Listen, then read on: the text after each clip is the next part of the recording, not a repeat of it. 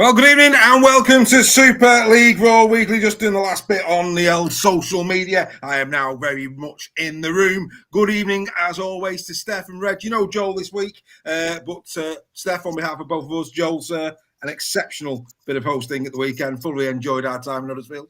Absolutely outstanding. Thank you very much, Joel, and all the other guys we met there on Saturday. We had a fantastic time, topped off with a lovely curry with everyone, which was beautiful in your words. It was indeed. Reggie was missed, but we did drop him off a beer on the way. That was very kind of you. Thank you. Not a problem at all. I nursed it all afternoon. Not at all. Right, well, we're just weeks away from the grand final. Where has the year gone? As people are joining us in the chat, let's say a quick hello to a few of them. Freddie McGilvery, good to be in his company at the weekend. Carl Louise, Dawn Baker. It's a members fest at the moment. Joel Scholes is in there as well. Good evening, Joel. He's watching us. Dawn Kirkby as well. Ian Rispin. Oh, yeah, they're all flying in. Outstanding stuff. Don't forget, guys, we need your help to grow the channel. Like it now. Share it now. Let everybody you know that you're watching Super Raw this evening. And, of course, as always, get involved in the chat. It wouldn't be the same without you on a on a Wednesday evening. Normally it's a Tuesday evening, but there you jolly well go. Right, let's get into some chat. First things first, where are we going to go? I think we've got to start here. Let's start here. Salford Red Devils. Paul Rowley delivers on his promise to put the Red Devils first, gentlemen. I've got my own thoughts on this one, but before I give you those, Greg, let's go to you. You like a sausage roll at Salford? Crack on, sir. What do you make of Mr. Rowley's? I mean, we'll get to the team selection a bit later when we do predictions, but just high level, what do you make of Rowley resting pretty much his entire back line? Well, it's clearly within his rights to do so.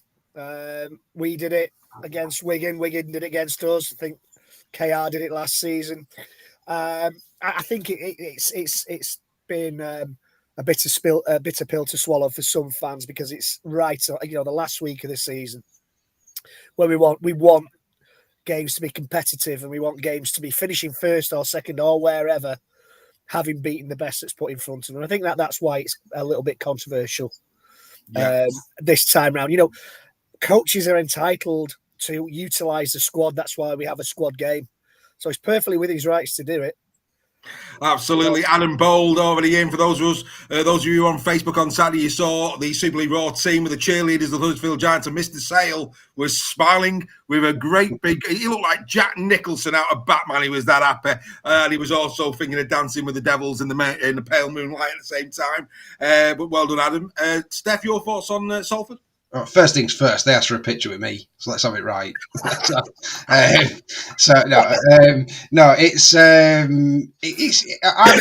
I'm quite relaxed with it. I think Paul Rowley's earned the right to rest players. It's tough as a fan because we all want to see competitive games, and I think we've been robbed of that game there. But given the squad that Salford have got, I can understand it. If they lost a player. Or two key players in this game, lost Sneed and, Laffey, for example, then the fans would be in uproar when they didn't need to do it. So I'm quite happy with it. I think it's the right thing to do for Salford, given that they've had only a few injuries this season as well. It would just be typical they would get injuries in this game. Yeah, I think that's good counsel. And it's not just that. Sorry, Dave. It's not just that. It's just the way discipline has been going this season. They could get... Yeah, players could be getting 3 games ban for, and that will end the season and rob them of a place in the grand final if they got through. Mm-hmm. So it's kind of pot will eat itself kind of thing where we're reaping what we sow at the minute with these bans for players for what we all would say are questionable red and yellow cards these days. Gary Bowe's back with us this week. Hello, Gary Bowe. And he's right. Let's not forget they did bring the game forward at a moment's notice, did Sky. So in terms of player welfare, this, that, the other. I mean, across pretty much all of the different social media channels, that are out there that comment on the great game of rugby league, there's been a lot of toing and froing with regards to this. But, I just put it out there and nobody can argue with this. Operationals Rule 7 that came in for 2024 limits the amount of games that players can play in a 12-month calendar. So I don't quite understand how the Rugby Football League or Super League will be able to question Salford Red Devils, because the response will be, well, we're just doing as you said. We're making sure that our players got enough rest time going into the playoffs. You can't have your cake and eat it, Rugby Football League. That's all I'll say. Bottom line is, that's the get-out clause, isn't it? That is the get out clause from Salford's 100%. perspective.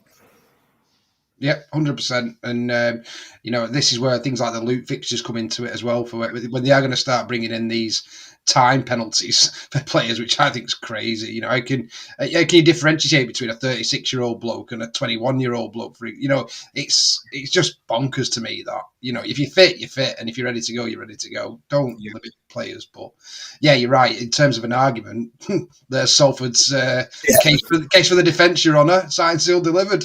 See you later. I mean, don't get me wrong, it's gamesmanship. It's gamesmanship, but they're the rules of the game. So they've actually given a rule in there that allows them. And all I would say here, there's a lot of people, Craig Forth in the chat there. Good evening, Craig. Hope you're well, mate. Fantastic on the final whistle again this week. If you haven't listened to the final whistle, make sure you catch that if you want to see what we have to say about round number 25. Joe Dalgreen's with us as well. He had a decent go as well on Sunday. Always a pleasure to be in Joe's company. But Carl Shaw there said, these games should be played at the same time. I agree with that. I think that, the last game of the season, especially when there's so much riding on it. So, for example, you think about it, Catalan Dragons, that's the last game. They're going to pretty much know if they're still in with a shot or not by the time they kick off, which, again, is a real shame because, I had 3 TVs on the go on Friday night. It was quite interesting, just keeping an eye on it all, as you do. But, yeah, all good fun. So, yeah, Salford Red Devils. I mean, Greg said something there a moment ago about the disciplinary panel and this, that. Let's go there. Elliot Minchella got a 2-game ban for what happened at the Leigh Sports Village. Greg, fair, unfair? At the moment, they've deferred the tribunal. I've heard, I don't know when that is due to be heard, maybe today, maybe tomorrow. But I heard it was next week. I heard it was next week. Yeah, next Tuesday, yeah. I heard, but could be wrong. Interesting. But, I mean, obviously on social media, I put out there that, he's out until at least the final. Then people weighed in, especially the black and white fans who have got nothing better to do than this season than comment on OKR. And they were all over it, saying that, they're not in the final yet. Of course, they're not in the final yet. But the point is, that's the next game he could play if they did get to the final. He's a massive loss for him. He is. Seems right. It's a difficult one, this, because I've been looking at social media all week on this one. And so some people are saying, that there's a swinging arm involved, there's head contact involved, it's dangerous play, and it gets less games than somebody who basically had somebody falling into him and hits his shoulder. Vaughan gets 3, Minchella gets 2. I think we're treading a dangerous line, I think.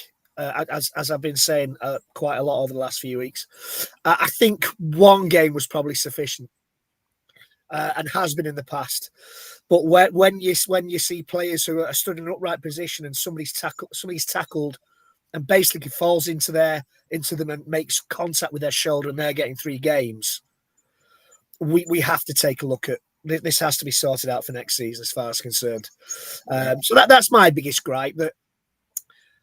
And the other thing is, it all happens so quick. As you said, Dave, with Cushion Gate, everything looks 20 times worse when you slow it down. Yeah. And you look from every single angle that the referee doesn't have. For me, if they're going to do this, the video ref has one look. He has look at real time, and from the angle the referee can see it from, or the best angle that kind of gives us a clue of what the referee's seeing, and then that's it. Not looking at it 10 times and looking at angles that show it in its worst light, as far as I'm concerned, anyway. Yeah, absolutely. Adam bowled on about the 4020 podcast. By all accounts, we've only got 3 video booths, and that's played a part in it. I don't know if that's true or not. All interesting, I have to say. But look, we're going to, as we always do, we our podcast's a positive one. That's all I was saying. Let's remain positive. I mean, Steph, your view, of course, you were there. You saw it. Was 2 right for Elliot Minchella? Well, I think the first question we've got to ask with this one is, why wasn't it a red card? If it's worth a 2-game suspension, we've got the video ref at every game now. He had numerous looks at that tackle, and he's an actual referee, so he should know what the rules are in terms of things. So what's the match review panel seen differently to what the video ref's seen on the field? So that's my first gripe in terms of if it's a 2-game ban, why wasn't it a red card? I don't think it should have been a red card. Personally, I think it was a yellow at best. I don't even think it should be a suspension. But when you look at from a Warrington fan perspective, I would be 100% looking at that going, why has Vaughan got 3 and he's only got 2? Because Minchella's is far worse than Vaughan's. Far worse. It's a clear contact to the head with a swinging arm. So, whereas Vaughan, like you rightly say, there was some mitigation with falling and things like that. So, my biggest thing with the match review panel is consistency, and I'm sure it's everybody's problem with it. So, I just don't get why that only gets 2 and Minchella's gets 3, even though I don't think either of them were more than a game ban at best. Yeah, but I agree. Yeah, it's an interesting one. Hello to Varney out there. Oh, our chauffeur at the weekend, dearie me. If Varney's watching, tell you now, he's never going to be an Uber driver. Dear Lord, he's the evil Knievel of Huddersfield. That's all I'm saying. But what a chap he was, keeping me and Steph well and truly taxied at the weekend. Good evening to Varney. We hope you're well, sir. We hope you are well. Right, let's move on. Let's go Player of the Year. Player of the Year, Huddersfield Giants, Leeds Rhinos announcing theirs. We'll start at Huddersfield. Shame Joel's not with us. I think it says everything about Huddersfield's season when the veteran Leroy Cudjoe is their player of the season. I mean, this for me, really, if I'm the likes of Tui Lolohea, Jake Connor and the like, you've got to ask questions. How does, as good, don't get me wrong, Cudjoe's a star. I'm taking nothing away from Leroy Cudjoe's season, but come on. I mean, all of the talent that is in that Huddersfield Giants squad, and a man who's put his body on the line superbly well for the Giants over the years. Let's be fair, Father Time he's calling. He gets the Player of the Year. I mean, tells you everything you need to know about Huddersfield Giants this year. I think it sums up the season, doesn't it, really, in terms of that it is a stalwart of the club that's actually, and I think Leroy's been absolutely fantastic since moving to second row. He has been really consistent for them this season, and I can see why they've gone for it. But I get your point, Dave, in terms of there should be a lot of Huddersfield players that are looking at themselves in the mirror going, probably on a lot more money than him as well, thinking it's a tad embarrassing. I think Steph used the word there, consistent.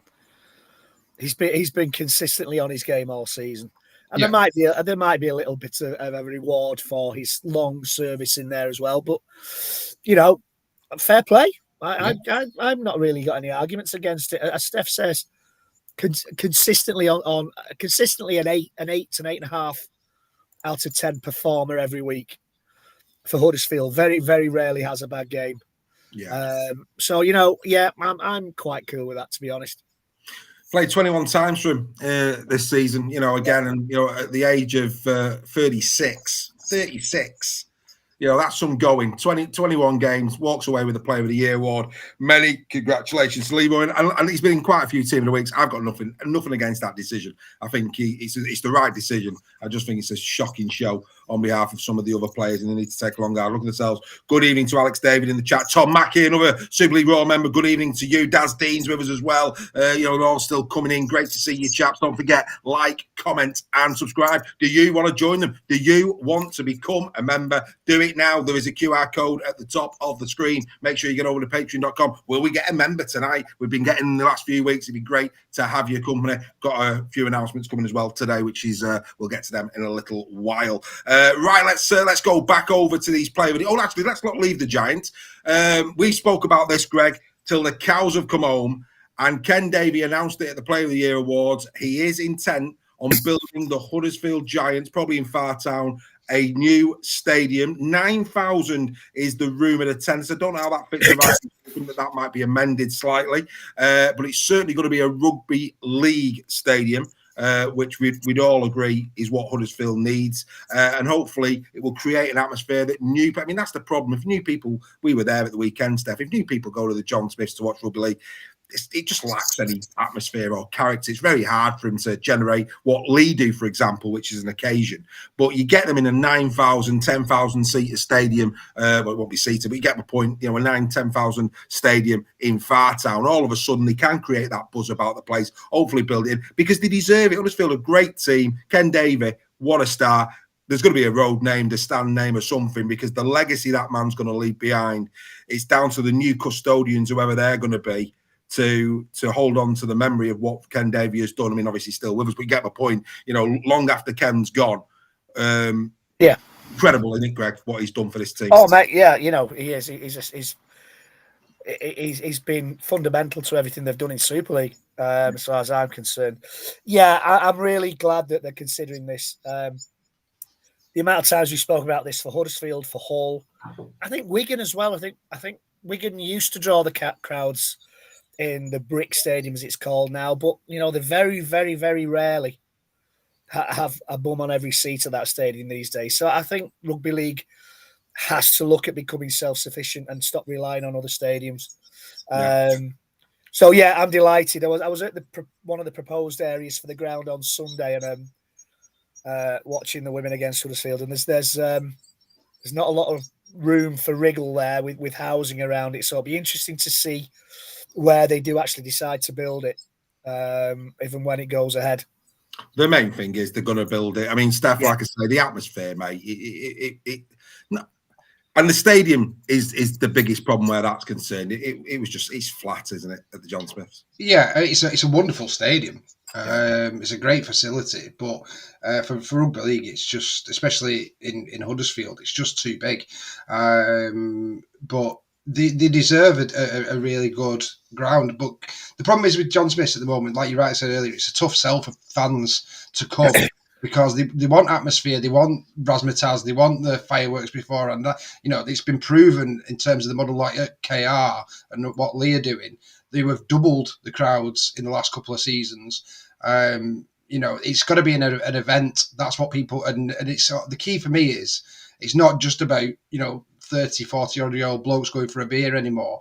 It's families, it's young children, it's women. It's growing the game and giving them something alongside the rugby that makes the kids want to come back again. And at the moment, you don't get that at the John Smiths, but I'm sure they will. At a stadium that's controlled by themselves, they know what Rugby League needs. Earl Crabtree's a fantastic guy who they've got at Huddersfield, and I'm sure he feels a bit restrained in terms of what they can do there at the moment as well. So new stadium is new beginnings, I believe, for Huddersfield. Yeah, great to see Earl as well at the weekend, and also Harry Rushton. Harry Rushton's agreed to do an in-convo. That's going to be coming, as did John Wilkin. That's coming as well. A couple of cheeky announcements there for you. We're going to be doing quite a few of in-conversations throughout the winter months as well. And as always, the members will get first pick of those. Get your questions in. I'll announce them to you all at the time. Become a member. Like I say, plenty on the way. Baz Kingston knows where his bread's buttered. He's on holiday, and his lass in Turkey is a bit disappointed because while she's having the vino next to the pool, he is watching the boys. Good lad, Bazza. That's what we're talking about. Commitment, sir. Commitment. Absolutely love it. You can't beat a bit of weekly. You know it. I know it. Everyone knows it. And soon, the entire Super League and Rugby League community will know it as we grow each and every week. Right, let's go to the Leeds Rhinos. This one, I mean, talk about the king is dead, long live the king. If Reece Martin's not leaving Leeds, I don't think Ash Hanley gets player of the year. What a shocker that was. Ash Hanley, I mean, if you look at the way Ash Hanley's season's gone, it's very weighted to the beginning of the season. Since July the 6th, he's played 6 times. Of course, he's out now for the season. He's scored 14 tries this season, and in the last 6 games, he's only scored 3. Now, I'm sorry. Who gave Ash Hanley player of the year? Anyone? Well, yeah, I don't know. Reece Martin all day long for me.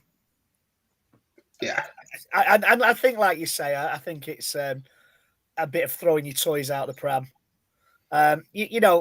Common sense says that you give it Reece Martin as a thank you for all his hard work and for bailing him out of some games when they've been up against it, and he's kicked a vital conversion or scored or made a vital try. Mm. You think the thinking there will be, okay, Reece, go with our blessings, and here's a thank you. You have been our player of the year, and we're going to give you the award. You deserve it. Thanks a lot. Good luck for the future. But obviously, there's a lot of lemon sherbet sucking over there at Headingley at the minute over this one. But he didn't even get a Rosie's tin. Steph, are you surprised at this one? I can see why they have in terms of ability.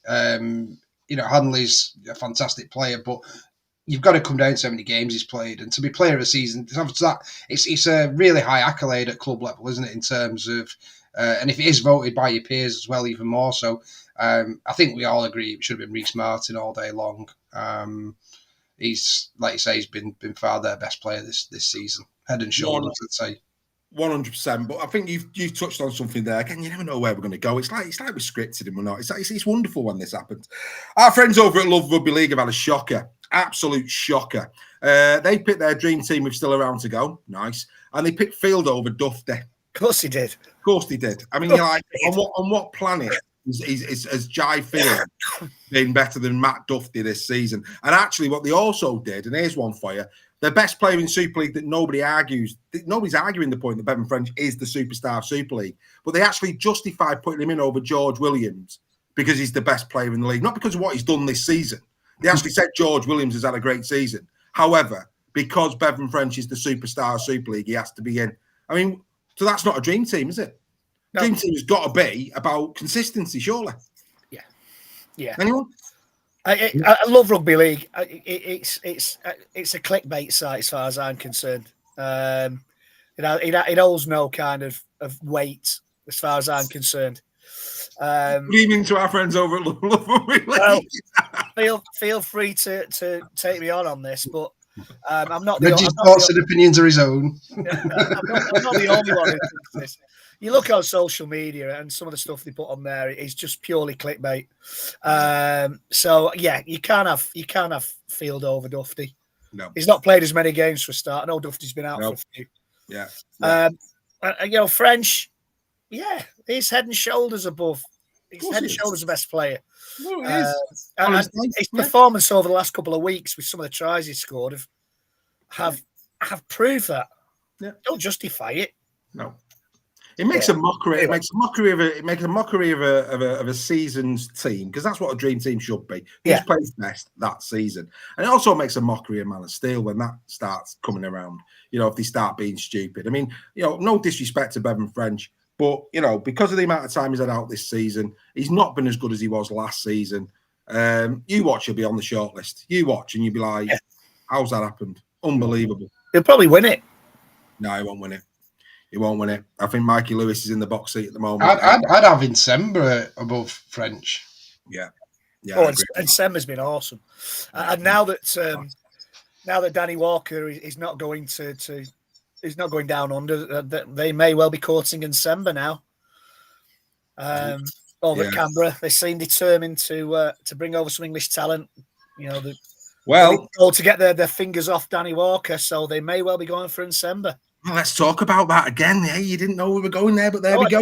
Warrington have asked for 200 grand. They've offered Warrington 150. Warrington have said, jog on, we want 200 grand. Now, don't get me wrong, I don't think that deal's dead in the water, quite frankly. I really don't. But what I like about this is especially the amount of money that's in the NRL, you know, and let's be fair, we could do a roll call here. You mentioned Insemba, Lewis. They're coming. They're coming for these players. We know they're coming. Our best players will definitely come and court them and all the rest. And I love what Warrington have done here. Danny's under contract, and if you want him, you're paying for him. And you're going to pay what we want for him. And it's only 50 grand. I mean, when you consider how much money's in the NRL, that's not a lot of dough.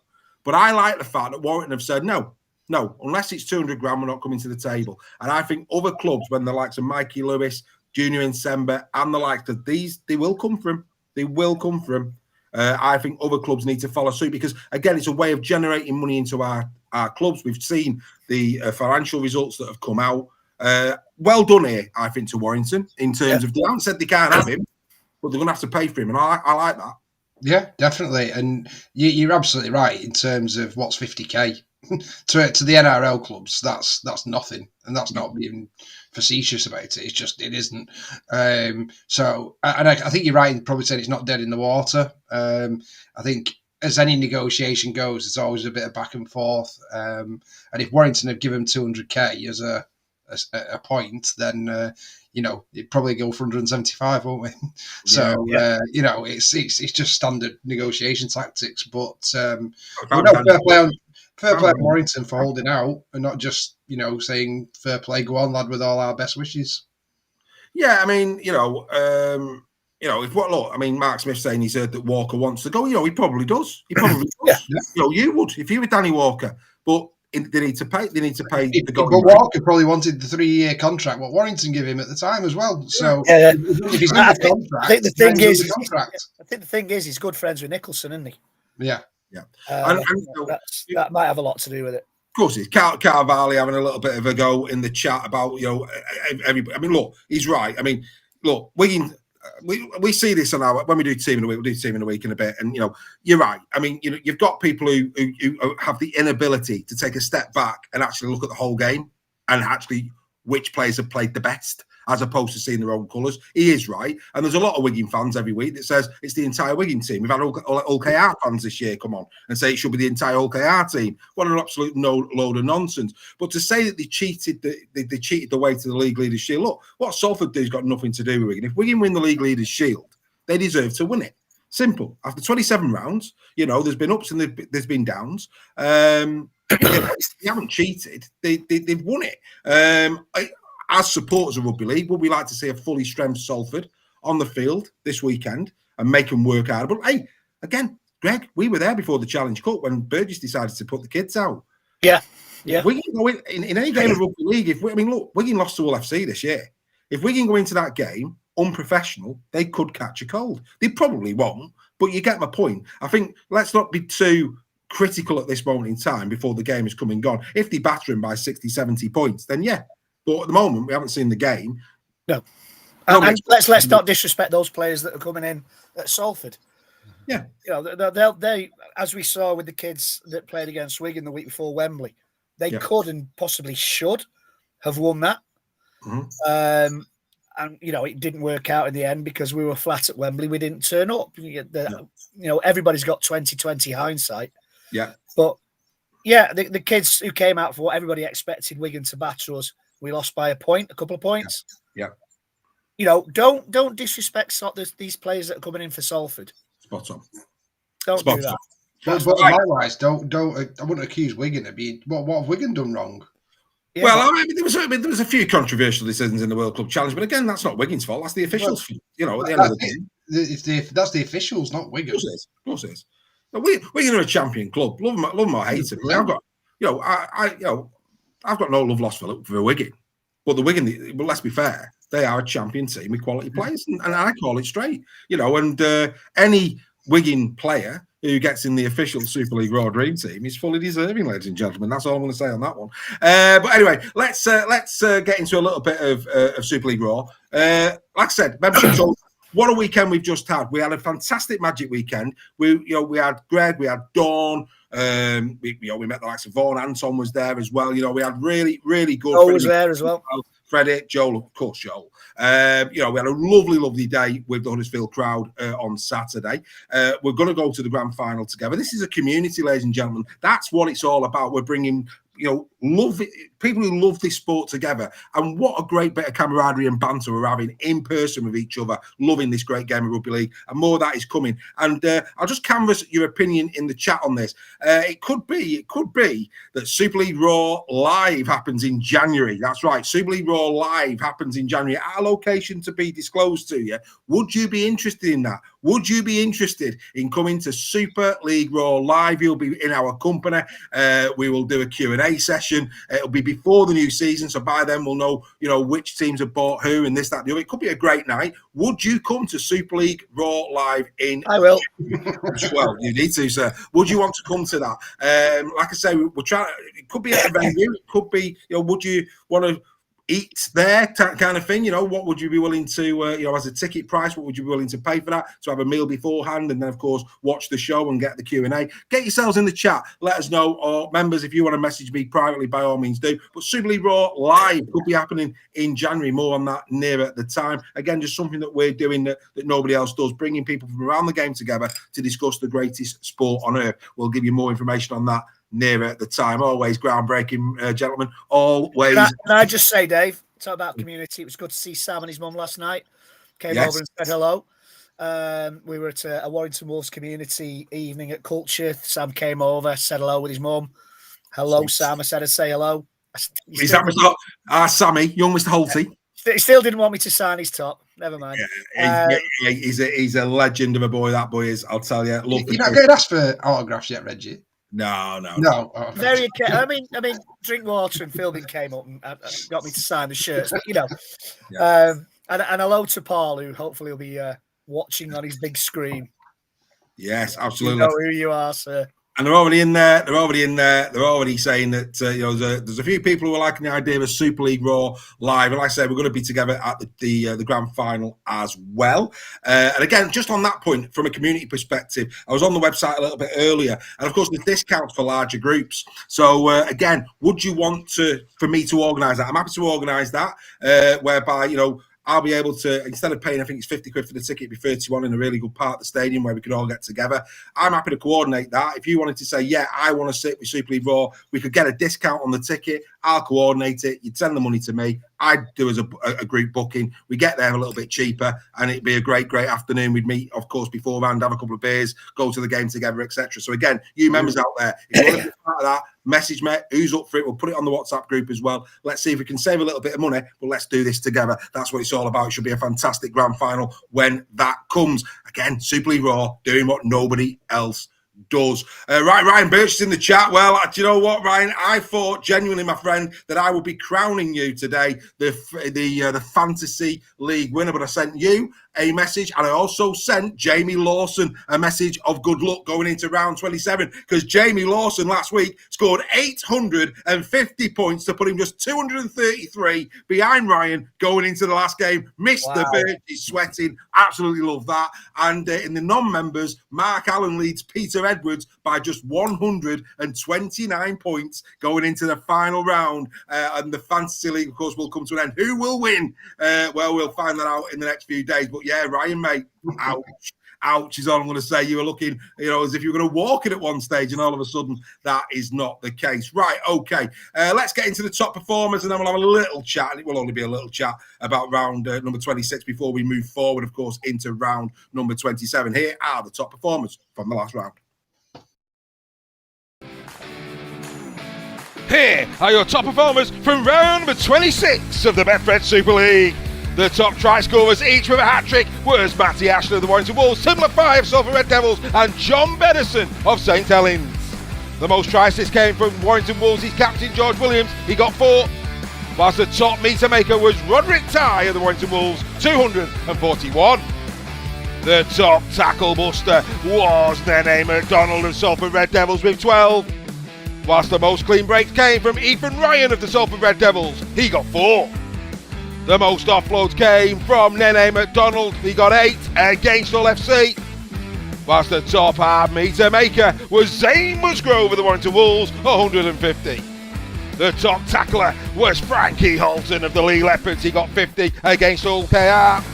And finally, the top goal kickers were Josh Fewlis and Mark Sneed, each getting 9. These were your top performers from round number 26. So there you go, the top performers from round number 26. And of course, these were the results. Wigan Warriors 38, the Leeds Rhinos zippity-doo.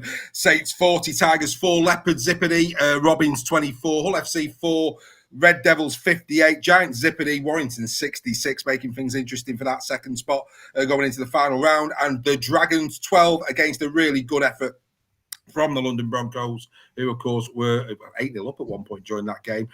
We were in the Curry House, keeping a good eye on that one. And, of course, Catalan managed to get over the line. Gentlemen, I mean, you would not have thought, when we were doing the predictions last week, that we'd have had 3-0s in round number 26. It was a bit disappointing, wasn't it? I mean, we hype it up. We hype it up every week. Let us down, didn't it, round 26? Yeah, and the ones I thought would have been nilled, maybe Broncos and the Saints game, weren't. I thought Casford scored. I didn't think Casford would score against Saints. Good try, though. That Rooney try was a very, very good try, yeah. Yeah, and it goes back to, I think, was it Derek Beaumont was saying the other week that the whole blowout was an embarrassment to the game. And I think I said last week, Derek's done, I'm not having a go at Derek by any stretch of imagination, but these things happen. And when you get to the end of the season, when you come up against teams who probably have a little only pride to play for, sometimes you get these results. And let's not take it away from the teams who are posting these scores. Warrington were almost faultless against Huddersfield on Saturday night. When I got back and watched it, they were faultless. It is. You don't expect that this late in the season. But it is what it is, and I hate that phrase, but it is what it is. For Roderick Ty, yet again, outstanding. He's going to be missing at the weekend. Kai Taylor-Ray continues to impress. I mean, the Taylor-Ray and the Nicholson try from deep, they were lovely. The floated ball from Williams to Ashton was another moment of quality. Yeah, but Huddersfield Giants, I think they just need to get this season done and dusted, move on. And I think that might be a case with those teams that are not going to make the six and are not in danger of finishing bottom. I know, you know, nothing's going to happen if we finish bottom, allegedly. No. I think that's a case for those teams. Let's get the season over and done with. Let's go through the motions, get it done, regroup, and go again next year. Steph, what did you make of the Richie Myler note to the fans? If you were a Hull FC fan, would that have perked you up a little? I think it was like, we're going to give you some not so good news, but then we'll tell you we're going to put the season ticket prices up as well. Just give you another kick there. You know, if anything, they should be reducing the season ticket prices there. There's a bit of a reimbursement for this season, really, considering, you know, their investment in the squad. So what they've saved in not buying players, they could have reimbursed the season tickets a little bit, couldn't they? I think, you know, I agree with you there, Steph. I think after this season, the least you could do is at least freeze the season ticket price. But that's what it's all been about, apparently. So we're hearing at Hull FC, it's all been about, you know, balancing the books and not paying money out. So now the fans are going to pay for that. Not only a terrible season, but increased season ticket prices. Who'd be a Hull FC fan? Well, the very least you could do is get a T-shirt with all the members' names on it and charge them 30 quid. I mean, dearie me, you know, what's going on? What's going on? Anyway, you know, look, I don't want to pour even more hot water on Hull FC. I think they've had enough of a beating this year, quite frankly. But I did find that statement absolutely hilarious. But it's not the fans. The fans have been great, to be fair. They've still turned up in the numbers. You know, they've still had 10,000 pretty much average every week watching them. So fair play to the FC fans. And do you know what, Steph and Dave? Going back to that conversation we had a little bit earlier, it will be interesting to see how much more economically sound it is for these teams like Hull and Huddersfield to have their own stadium, smaller capacity but fully owned by the club. You know, are you getting a little bit Chris Martin on me there, sir? A little bit of Hull KR announcing a bit of Coldplay this week for their. Well, why not? You know, absolutely. You know, Warrington have got other events going on at the stadium. Leigh have, St Helens have. You know, St Helens are burying the dead. You know, look at St Helens though. They've got their own stadium. They have all their own income. Exactly. And they're still making a loss out of that, and they're getting big crowds as well. The problem is with having your own stadium comes all the costs. Yeah. So you've got to pay for all your stuff. That's one of the reasons why they're going into partnership with this funeral company as well, because it's an extra stream of revenue. I think the biggest one with them is Liverpool FC women coming in. Is big input of money towards the stuff and getting it used more. So I think there's a benchmark for how to run your own stadium. And I know you're going to say about Coldplay and stuff. Things like that is how you've got to generate extra. Hey, listen, I'm not a fan of Coldplay by any stretch of the imagination, but fair play. You know, we had Elton John at Leigh. Was it Elton John or Lionel Richie? Oh, Elton John and Lionel Richie we've had.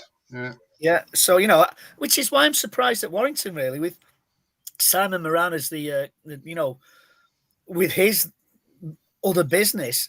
I'm surprised Halliwell Jones hasn't been used for anything like that. It's get it in, Reggie. That's because they're all summertime. So it's like at Leigh, we have to have our pitch dug up every year. So there's a window to put it in, whereas Warrington don't have that at the moment. So you'd have to do that. You'd go on the road for 8 weeks like Leigh have to do. Well, it's still a surprise we haven't done something like that, though. Very surprising, especially considering that he sorted out Richard Ashcroft at Robin Park. You know, absolutely couldn't agree with you more there. As Gary Bowl there says, 2 Martins coming to Craven Park next year. I know which one I'd rather watch, though. But what I would say, you know, is Gary Bowl going to be that member? Is he going to be the man tonight? Gary Bowl.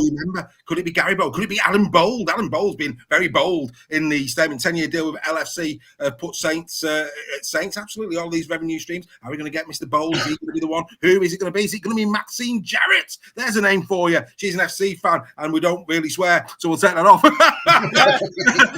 don't need Maxine. We don't swear. That's a big yellow card. You're in the wrong place there. We don't swear on this show. Deary me. My apologies there for anybody who saw that very briefly. But there you go. But yeah, get in the chat. Keep it coming. Keep us talking. Happy days. But no, disappointing round number 26. Really pleased yet again that London were competitive. Very good against the Catalan. London could have won that game, Yeah, I agree. London could and should have won it. Yeah. I mean, Kev, what we're saying, England's strongest man at the HJ. Bit of a difference there, Kevin. What I mean? I'll be there on Friday, Kev. Yeah, bit of a difference there, it has to be said. But yeah, happy days. And it's good to see clubs trying to do that. And you're right. I'd expect the revenue stream, the amount of money that they earn for putting on a rock concert would certainly outweigh the cost of putting it on by a considerable margin, Steph, I would have thought. So it's a great way of getting the revenue in. And actually, I've been to see, I went to see Elton John at Widnes. And because it was a smaller stadium, it was a really good atmosphere, really good. So, yeah, Rugby Stadia, it's a great thing, especially, when you consider that, when they go to the arenas, it's around 10,000, isn't it? So, it's going to be a little bit more of that because of the pitch. Good. It was 18,000 it was for Leigh at the Lionel Richie and Elton John. So that's a 12,000 stadium. So fabulous. Absolutely fabulous. Yeah. So, Adam Bold is a member, mate. Adam Bold is a member. Has he put it in? Is he? Oh, my. No, what? He's already last week. Did he? My apologies. Well, I must have. He must be under a different name. Must be. I'll have a look at that. My apologies, Adam. My big apologies, Adam, if I haven't picked up on that. Maybe your handle's a little bit different. I don't know. But anyway, but yeah, happy days. That's not a really good week in terms of round number 26. Pleased for London. Some really good performances in there as well. Nelly McDonald, Tim Lafay at Salford. Thought they played well this week. We'll probably talk about Saints when we get to the predictions in a minute. Because of course they had their players back and put on a bit of a performance. John Bennison with a hat trick. He's been on the sidelines for most of the season, but I was pleased for Bennison, weren't you? Yeah. He's had to wait his chance, hasn't he? This year. Good to see him back, isn't it? Because he's Blake that's been keeping him out. Yeah, Wonga, and again, there's talk that maybe Wonga Blake will be staying on, which and is there's rumours that they're offering Horrell and Blake extensions. That'd be the last quota's gone then, I think, if that's the case. Yeah, they're definitely in talk with Hurrell, but they took them off. I believe they took them off. Wonga Blake was going to be announced as leaving, I think I read, and all of a sudden he's not been announced as leaving, which is a bit interesting. So, tell you what, the chat there, Kevin Worrell makes a good point about Simon Moran. He uses Victoria Park for neighbourhood weekend. So, that's a fair point, that, Kev. Good shout. Good shout. We have our first member, Richie F. I don't know if he's got a different name. Is that Gary Bow? I haven't got a clue. But Richie F. is a new member of Super League Raw. Well done to Richie F. And he's actually took a year's subscription. So well done to Richie. Wow. Outstanding. Great to have you with us. Fantastic, my friend. Welcome to the party. Right, it's come to that time in the show once again where we take a look at the team of the week. Round number 26, here it comes. The Super League Raw Team of the Week is proudly sponsored by the Good Estate Agent. Join the Rugby League community in trusting Stefan and his team when you are buying, letting or selling property. It's the Super League Raw Team of the Week for round number 26 with the Good Estate Agent of 2024. Here we go again. At fullback is the man who plays cold, Mikey Lewis. He caused the Leopards nothing but trouble at the LSP and kept his talking on the field. He continues to go on the up and up, and who knows, he may take them all the way to paradise on the wing. He's once again Matty Ashton of the Wire, who took his try scoring in Super League to 18. He strictly danced around the Giants defence with help and assistance from the choreography team of Williams and Co.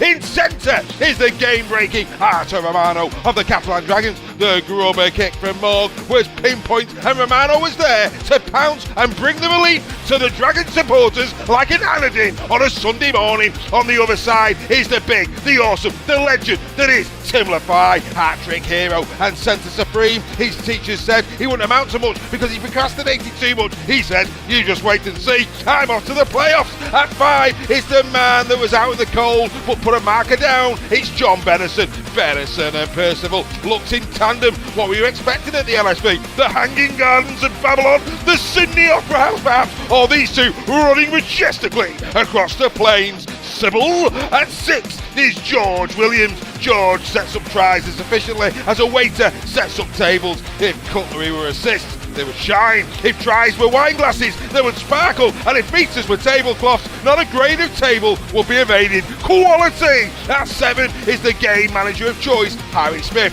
His boots were made for kicking, and that's just what they'll do. One of these days, these boots will ensure Wigan will walk all over you. The one for Kieran, beautiful. At 8 is Brad Singleton of the Salford Red Devils in perhaps his game of the season. As my mum has always said, the older you get, the better you get, unless you're a banana. And there's no doubt that Brad is as ripe as he come on this performance. At 9 is the Robins legend, Mr. Matt Parcell, who had to do big minutes at the LSV. He's so calm and composed, and this performance reminded the Leopards of jumping on a bicycle that had no seat. That's right, it brought tears to their eyes. At 10 is George Delaney of St Helens, who shone despite all the big guns coming back for Saints. Many have been pushing George's buttons this season, questioning his size and his power. Well, he had the last push this week. It was called the mute button. At 11 is once more Junior Nsamba. The only way this man could be improved is if his name was Nsamba, and what a chant that would be for the Cherry and Whites. Junior Nsamba. But it still works for Nsamba. Let's go to Cuba and smoke a cheroot in honour of the man. At 12 is the soon-to-be NRL Matty Nicholson, who showed again why he's on the rise like the finest Mary Berry Victoria Sponge. The man oozes quality as Mary's creations ooze jam and cream. And yes, I'm sure many ladies out there would happily take a slice with their brew. The cake, that is. And finally at 13 is Kane Ellis of the Wigan Warriors. What a brilliant adaptation to his forward Kane has had this year. You never know, Matt Peake might win an Oscar. He's won everything else this year. And as for Kane, he is that hot this year. He's contributing to global warming. Ladies and gentlemen, this is your team of the week for round number 26.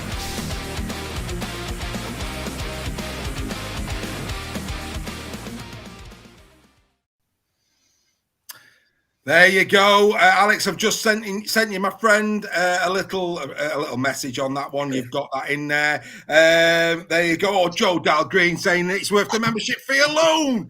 Membership fee alone for the team of the week. Reggie, as always, come to you first, sir. Team of the week. Over to you, sir. Well, I'm just very disappointed that every single player wasn't from the Warrington Wolves.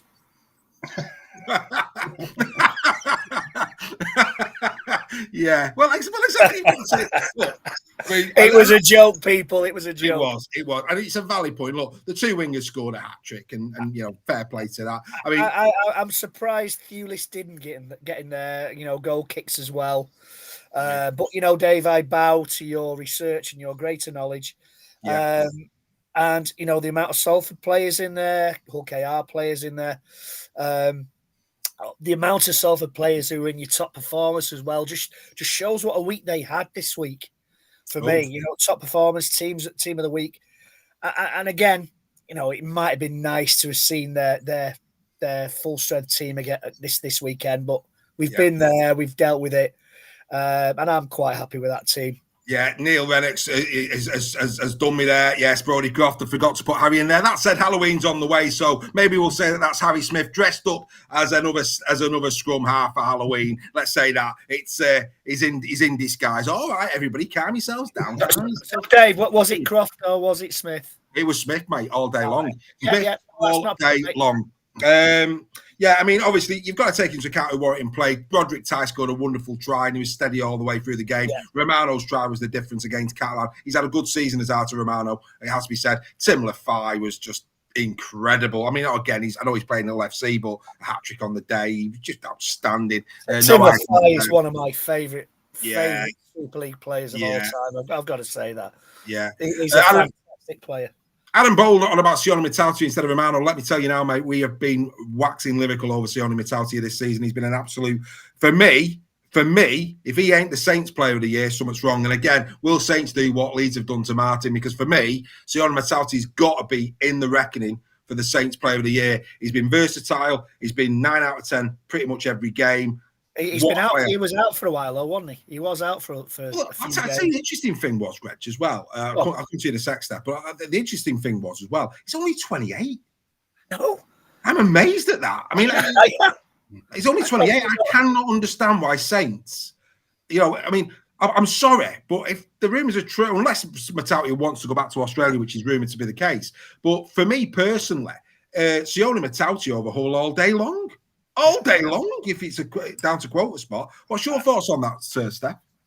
Yeah, I mean, Sione's been absolutely amazing this season for Saints, hasn't he? Just like and also versatile as well, moving into the centres when they've had the injuries and playing well in the centres as well. Yeah. So no, he's been great. So it is surprising. But if he does want to go back to Oz, I'm assuming he'll still.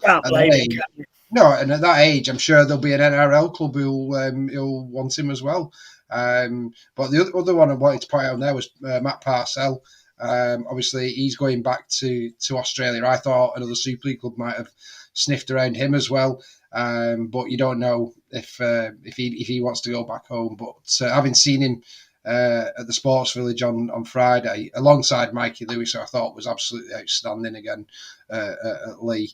It was a pleasure, even in defeat to them. It was a pleasure to watch those KR players on Friday. They were a cut above, a bit like when we played Wigan away. The difference in intensity and standard that we saw in those two games were just different class. But hopefully, that's prepped Leigh a little bit for what's to come on Friday.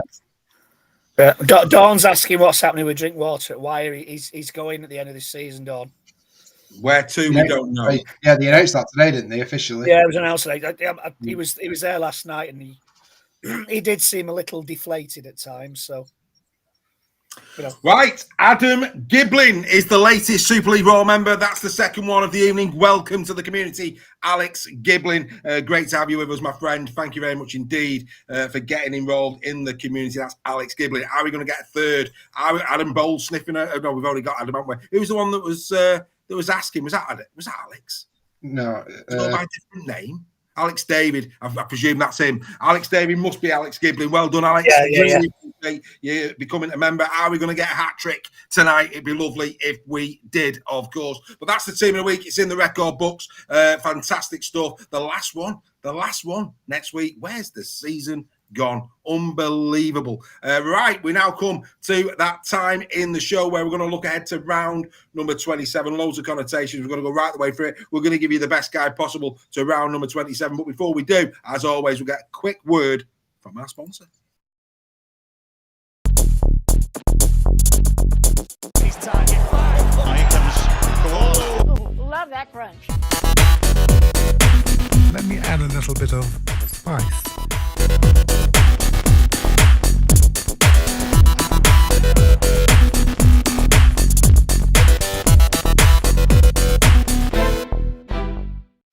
There you go. And Craig Thorpe, one of our members, saying it's the best community in the world. We're getting there. Like I say, could we get those discounted tickets for the grand final? Will we be doing Super League Roll Live in January? We've got loads of good stuff in the pipeline. Right, here it is. Here is the league table after 26 rounds. Wigan in the box seat there on 42. Good effort that from the Wigan Warriors. Of course, a lot of people still a little bit disgruntled over the way in which that's going to pan out, and I fully understand that. I really do. But the Robins are still in there just about for now. But you would expect Wigan to do the job over that Salford team at the weekend. Right then, ladies and gentlemen, get your ears open. Here we go. Great graphic from Super League, so we may as well use it. This is how it looks. This is how it works. So Wigan, best they can do is to win it. Worst they can do second. I think we'd all say they are probably going to win it. Right. Then we go to second spot. If Leeds, and they're capable, were to do if they were to beat KR, which is not beyond the realms of possibility, but we wouldn't expect it, and Warrington beat London by a score, they're only 16 behind KR in the for and against, then it'd be Warrington who takes second, not KR. But I think everybody on the panel, I'll be surprised when we get through the predictions if it's not the case. We'll probably expect the top three to be pretty much as it is. Then it gets interesting, ladies and gentlemen. At this moment in time, of course, the Salford Red Devils, they're in fourth spot. They're in the box seat. Now, the chances are they're going to lose to Wigan. They're on 32 points, of course. Now, if Saints go to the Leigh Leopards, they would finish fourth. That's where they would finish. It says here the worst they can finish is 8th. What a load of rubbish. Not with their for and against. Let's go back to the league table. You can see there that St. Helens have got a plus of 214 points. There's no way that the Leopards or the Rhinos sorry, not the Leopards, the Rhinos or the Dragons are going to offset that. So the worst that Saints are going to do is not 8th. The worst that Saints are possibly going to get is 6th. That's an absolute as far as we're concerned. Right, now the Leigh Leopards. If the Leigh Leopards beat the Saints, there is a chance that they will finish in 5th spot. Of course, well, they will finish in 5th spot, and Saints, of course, will finish in 6th. Now, if Leigh lose, this is where it gets interesting.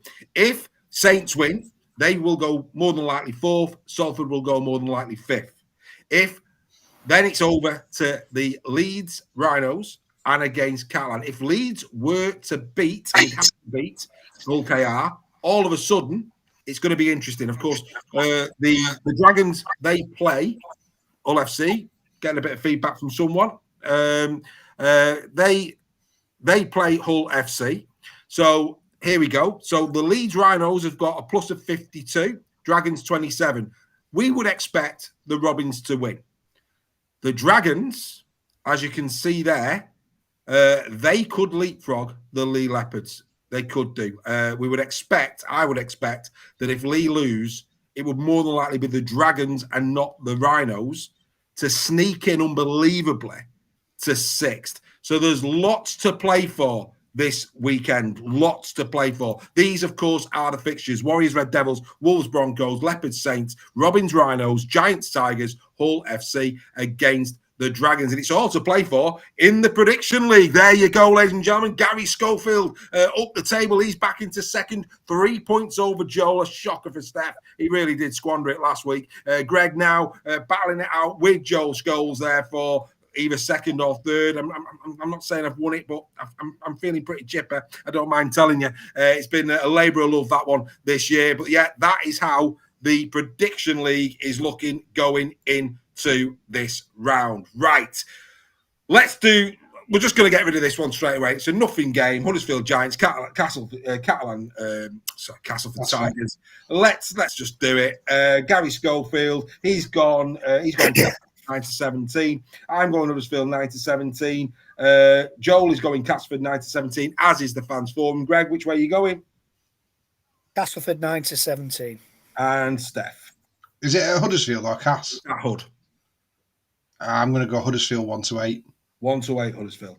Sorry, you Huddersfield fans, Castleford fans, but yeah, it is what it is. I'm sorry. That is a dead rubber. It's a dead rubber. It really, and what we're not going to do is we're not going to waste minutes talking about a game that matters to you. You know, let's from your perspective, you want to go out on the season with a win under your belt, of course. And we wish you both well. You know, we like Luke Robinson, we like Craig Lingard. Bottom line is, we're not talking about that one. We don't need to talk about that one, so we're not going to talk about that one. What we are going to do is we're going to move on. Right, which one should we do next in the order? Well, let's go to Wigan. Let's go to Wigan. That's probably the right one to go to. And of course, we haven't shown the graphic tonight, so we may as well show it now. That's the squad that Paul Rowley has picked. And of course, no Briley, no Ethan Ryan. You know, there's no Dion Cross, no McDonald, no Lafay, no Sneed. You know, it really is from 7 down. He's just pulled them all out of it completely, which is there. Just also going down the list, Mellor's not there, so you haven't got any Mellor. You know, Nicarima's there. Nicarima's played well. Watkins is gone. Yeah, well, he needs game time. I understand that because let's be fair, he's had a long period out. So you know, and from a Nicarima perspective, that's probably not a bad shout. It gets him some. I appreciate. It's the spectre of ban, but you know it's probably the right thing to do. But yeah, I mean, look, it's a complete and utter kid squad from Salford. You compare that to Wigan, they're leaving nothing to chance. What they might do though, and again, I'll take your view on this. Would we be surprised if Lehman doesn't play in 4 but does, that he rests Harry Smith and puts Farramond in? You know, do you think he'll make maybe 2 or 3 changes based on the Salford squad? Do we think? I think so, especially if anyone's got a niggle. Because even my point before you said that, Dave, was going to be, look at that Wigan squad that you've got there. Even if you swapped out the 3 players from 26 to 27 to 30, then they're still going to, you'd expect, put a score on Salford squad there. Yeah, absolutely. Greg? I think Eckersley, Forber and Farramond will start. I think Hill might start. I think Walters will start. Yeah, it's a shame. It's a shame, but I understand why Salford have done it. That they can't drop out of the 6. Peter Mason, all the way from Belarus, a Wigan fan. You're having a laugh, Pete. He's having a laugh. You know what? Pete, all he's got to do, Greg's asked nicely, and I'll read his name out on a Wednesday night. You don't have to do silly posts like that. Deary me. But hey, he might actually mean it. He might actually mean it. Dawn Baker, what's she saying? She's saying Salford to get a hammering. But she thinks he's gonna rest a few. Freddie McGilvery, Wigan 9-17, makes the game look bad on Sky. Wigan win by 50 points. Well, yeah, I mean, what does Sky care? They're getting the game on the cheap anyway. Robert Igson, Wigan 24 plus, Ian Rispin, Wigan 18 plus, Mark Smith, Wigan 20 plus, Neil. Here's one, Tom Mackey. Again, Tom, you don't have to go there, mate. I'll just say your name. Say my name. Tom Mackey, Salford 18 plus. There you go, Tom. Get your name in lights, Chief. We've had somebody else do the QR code. How are we going to get the hat trick? Oh, we're getting giddy. Will we get our third member of the evening? It'd be marvellous if we did get pressing that QR code. Come and join the fastest growing community in rugby league. Greg, let's get some predictions in, mate. Where are you going? Wigan 18 plus. Surprise, Steph. Yeah. Do even if they do rest players and bring forward Exley Farrimond in, they are class and are going to be class players in the future. 100%. So they're not really losing anything by bringing those players in. Those players have proved over the last few weeks that they can more than hold their own. Wigan 18 plus, easily. Yeah. I can't add any more to what Reggie just said. Wigan 18 plus. Right, now then, let's go down to the battle for second then, starting with Hull KR. We would expect Hull KR to win. We would. That said, throughout the campaign, Leeds Rhinos have done the odd, almost, dare I say it, impossible. They beat Wigan 30 points to 4. Let's not forget that. They have had the odd scalp here and there that is worthy of note. They beat Catalan Dragons 18-6, in that battle for 6. So they haven't had many big wins, but they've had a couple in there that, you just need to be mindful of. We all expect KR to win. I mean, there's players in that KR team that are dream team all day long. Of course, we will be announcing our dream team over the next couple of weeks. But in terms of, without getting into the detail, just with what my eyes have seen and remembering team of the weeks that have gone by, Mikey Lewis, Petter Hickey, to name but 2, they're going to be in contention. Sure, Parcells going to be in contention. There's quite a few players at Hull KR that are going to be in contention. Jai Whitbread, again, not to be dismissed. Dean Adley's had a good season as well. So there's plenty of players there at the Robins that could be featuring in the dream teams that come later in the campaign. 2 really as stronger squads as there could be. No Miller. For the Leeds Rhinos, he's out, which is interesting. I'm guessing maybe Alfie Edgill maybe put to full back, possibly. Yeah, played there. I like Alfie Edgill. I think he's a good fullback. Yeah, he's got a bit about him, hasn't he, lad? There's no doubt about it. Player. But it's a strong. I mean, it's a stronger squad possibly as they could pick. I mean, Miller's going to be a loss. He's certainly his meters and what he's done this season. But it's a stronger squad as perhaps Brad Arthur could pick. And of course, from a Hull KR perspective, people say, well, would Hull KR rest players on Friday if Wigan win the Shield? I don't think they will, because at the end of the day, let's not forget this, folks. They need to win this to get second, and they can have a week off next week. Now, again, next week we'll be talking about is the week off a curse or is it a benefit? Because we've seen so many times, teams who finished in the first and second position who haven't made it to the grand final. So that's a debate for next week. But there's no doubt about it in my mind, gentlemen, that Hull KR will be going all out to win this one, to get second space, to have that week off, to get the bumps and bruises sorted and get ready for the ultimate semi-final that's going to come their way in 2 weeks' time. Steph, you saw these at very close quarters last week. Can't see anything but Hull KR win, surely. Well, I mean, Hull KR have had 2 difficult trips, haven't they? Both on the road, both to the Wigan Borough. 2 very, very tough games. Wigan game probably a bit tougher than ours, but that's more credit to the KR players. From what I saw last week, KR are a grand final team. And like I said, from an intensity point of view, but more impressively, I mean, they've got attack all over the park, but the defence was absolutely unbelievable. And I just can't see how Leeds are going to break down the defence. If Leigh can't do it, I don't see how Leeds are going to do it. And that's no disrespect to Leeds. It's just, Leigh are known for their attacking thing, and KR just shut us down completely. I think KR are going to want to make a point. I think it'll have rubbed them up the wrong way in terms of the Salford Wigan thing, knowing they can't win the Shield. If Wigan win it on the Thursday. And I just think, I think they may, I don't think it's going to be a hammering. I think they'll probably do enough to win it and then start pulling players off like Mikey Lewis and people like that. So I've got it 9-17 to Hull KR. You're going KR 9-17. Yeah, all right. Joel's gone KR 18 plus. Gary Schofield's gone KR 18 plus. I'm going KR 18 plus. I think KR will do him and do him well. Reggie? Yeah. Do you know what? History is on Leeds' side here. Because when Leeds need to qualify for the playoffs, Leeds qualify for the playoffs. And Leeds are renowned for playing substandard rugby for 60% of the season and then pulling it together and qualifying and then getting to Old Trafford. Yeah. And if I were Hull KR fans, that would worry me. It really would, because Leeds have to win more than Hull KR have to win this game. And I think the pressure of a home game, sellout crowd, extra 1,000 seats is it for Leeds fans, I think? And I can see this being the upset of the round. I really can. And I'm sorry, I mean, Hull KR fans are just now having street parties on this prediction. They've ordered the champagne in now. And I think Leeds just have a habit of doing it. They just really do. And I'm going 1-8 Leeds.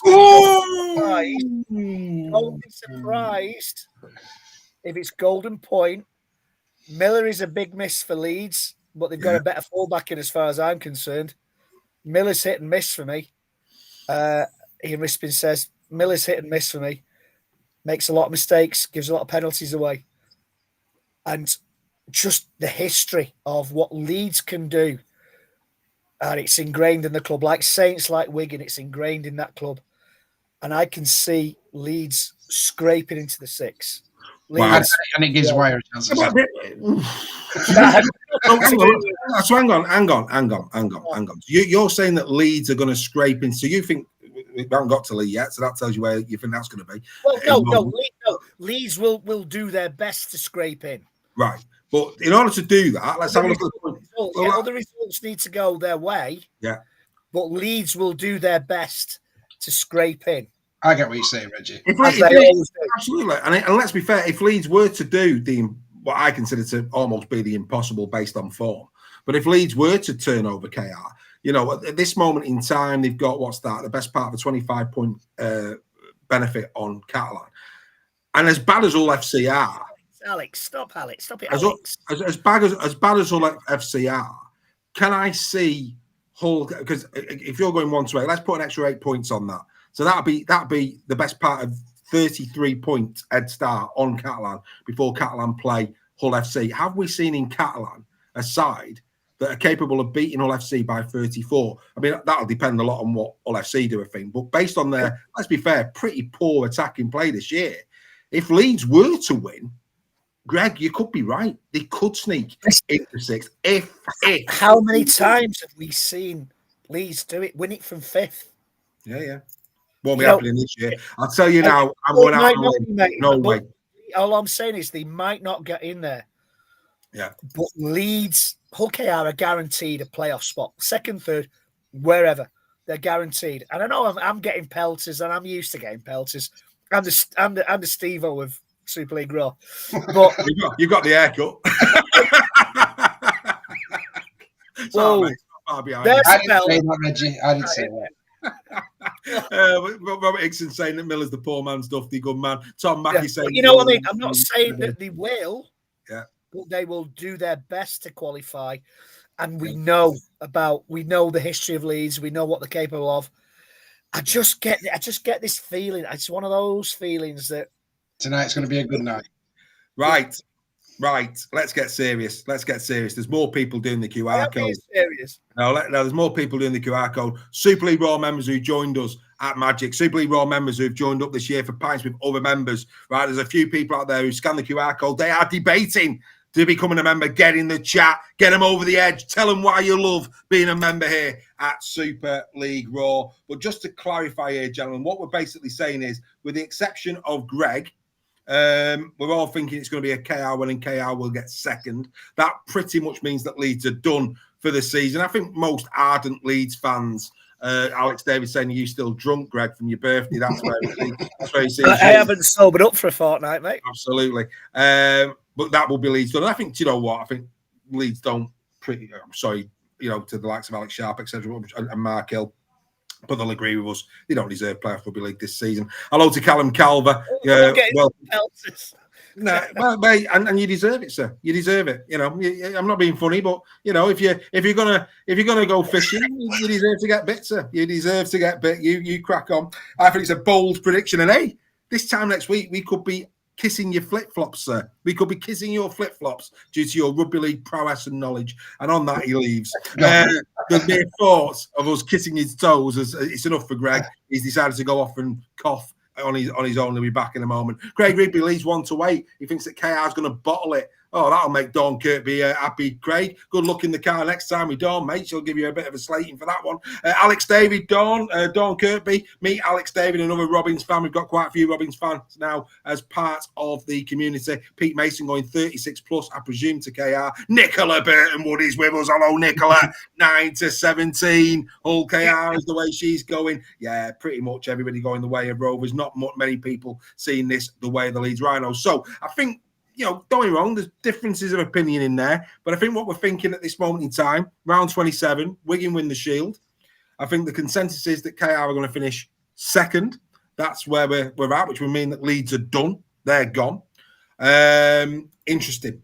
Right, let's go to Warrington then, because that, of course, would be the next one. If KR were to win, Warrington, of course, will finish the season in third, waiting for the playoffs.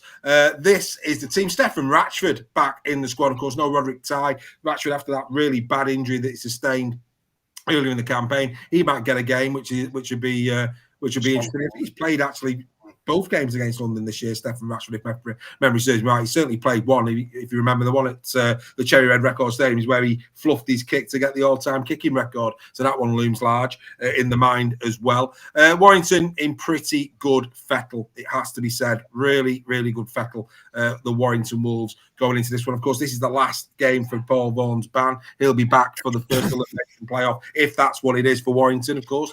And as for the London Broncos, again, as strong as it can pretty much be. I'm really looking forward to seeing Josh Rourke at the weekend. I have to say, I think the guy's had a stellar season. Of course, we're going to get a look at Ollie Leyland, who, of course, will be in the Primrose and Blue next year. There'll be a lot of announcements, I think, over the next 7 to 14 days. For example, George King's been announced today that he's leaving Hull KR at the end of the season. A lot of conjecture where he could go. Leigh Leopards, Huddersfield Giants will probably know in the next 7 to 14 days. Same with some of these Jack Campagnolo, will keep coming back to him. Where's he going to be next year? Because he deserves a Super League contract without question. Gentlemen, does anybody see anything but a Warrington win? No. Where are you going, Steph? Let's keep this one brief. Well, first things first, I hope Steph Ratchford does get a game in this one, because it's probably going to be his swan song, isn't it? It's got another year. Wow. That'd be some injury to come back from with what he's thinking, but hey, us Stephans are built tough. You see, that's what it is. So, no, I think it's going to be 18 plus. This it's got to be, it's all well and good with London, with the middle and lower teams where they've been competing. I think going to Warrington, it's a different kettle of fish. It's going to be, Warrington aren't going to let this one go without giving them a good hiding. So you're going 18 plus, mate? Yeah. Reggie? Yeah, Warrington 18 plus. Fair enough. And yeah, there goes. So Craig's done his best effort of selling Super League Raw. Yes, the fans, the members, are trying to plan a Christmas do. Wow. Yes, we are. Wow. Yes, we are. Christmas do. Outstanding. Hey, what a community. What a community. Like I say, loads of good stuff coming down the road for Super League Raw. Well done, Craig. We love a bit of Craig Forfair at Super League Raw. I have to say, fantastic stuff. Right, now we've got to third. Now it's 4-5. If we're saying that Salford are losing, there's a chance that St. Helens can finish fourth. Of course, if Leigh was to win, the best they can finish would be fifth. So we have to now go to that. But before we do, because I think this is arguably the game. This is the game of the round. So before we do that, let's jump ahead. The teams have not been announced yet, but Catalan Dragons, of course, play Hull FC. This, I think, is going to come down a points difference. Does anybody think that there's 16 in it? Sorry, there's a point, isn't it? Let's go back to the league table. Let's go down to the bottom. Broncos, as you can see there, -545. FC -546. There's 1 point in it.